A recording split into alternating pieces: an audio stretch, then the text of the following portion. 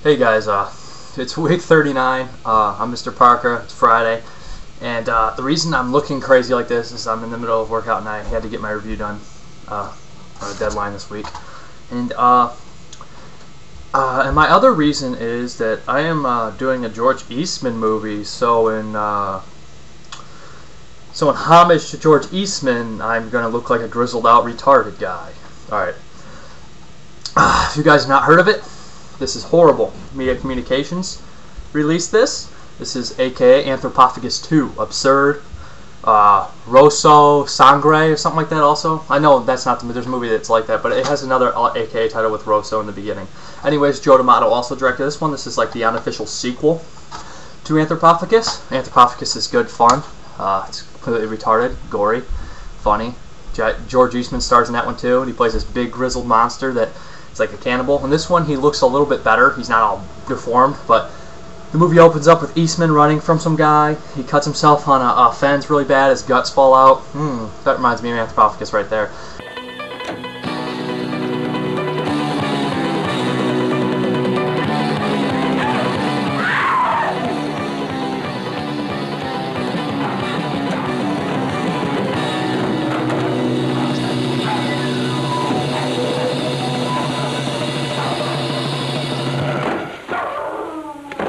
And he's in the hospital, and they realize he heals super fast. And cops are wondering why he was being, what's going on, and they catch on to the one guy who's chasing him, and they find out he's like a priest, and this guy, George Eastman's like this genetic freak from the church screwed up experiment, and he heals super fast, and every time he regenerates his cells, his brain gets bigger, but it also drives him completely and utterly insane, because his brain's growing, but the cells don't make it faster. They don't, come upright, so he goes crazy. The movie kind of is like Halloween 2 in the beginning because he's in the hospital, and then he escapes and he's kind of running around. And the first 30 minutes of this movie is actually pretty cool. Like, I was like, yes, I can deal with George Eastman running around killing people. But after that, it kind of gets boring with this family inside of a house, and there's a crippled girl, and she can't get out, and she's laying there.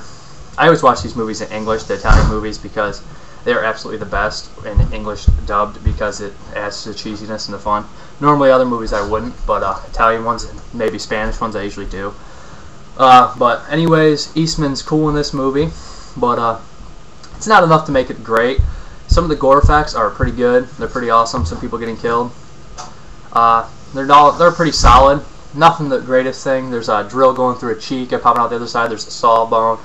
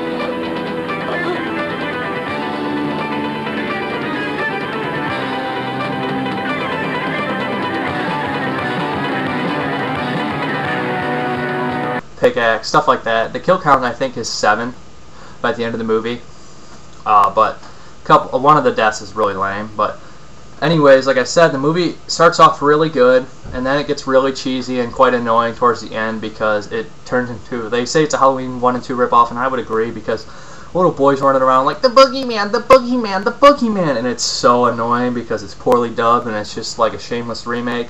I mean, not remake, but a ripoff. But all in all, the movie's pretty decent. If you're a big fan of Anthrophagous 1, I'd give 2 of you. I mean, it's really not like Anthrophagous that much, except George Eastman running around killing people, can't be stopped. It's about the only similarity. The gore effects are pretty decent. The score is alright. This is one of the better Joe D'Amato flicks I've seen. Usually they don't make any sense. This one doesn't make much sense, but it's alright. I can't wait to see what Mia Communications will release soon, because I got Island of the Fishmen pre-ordered. This is a nice release. I must say that when they got it from two different negatives, the sources, but the main source they got it from looks crystal clear. I don't think this movie's ever looked that nice and ever will. And but most of the stuff that they got from the second negative source is nothing really that important. It's really grainy. But yeah, some alright deaths, some alright score. Eastman doing his thing, he's always awesome. Nothing too special. Some cool scenes, some cool gore. That's about it. It's not the best movie, and the ending is really, really boring.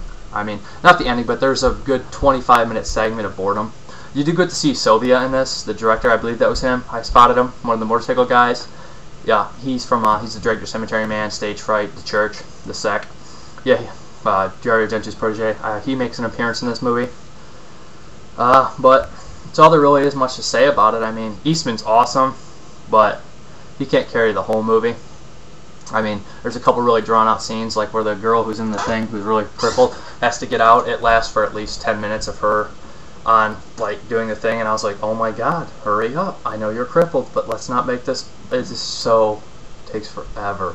And, like, the kid during this whole scene is like, let me in, let me in, let me in, let me in, and it's just like, I know you can take this so much more. But, yeah, if you're a fan of Italian horror movies, I'd get it.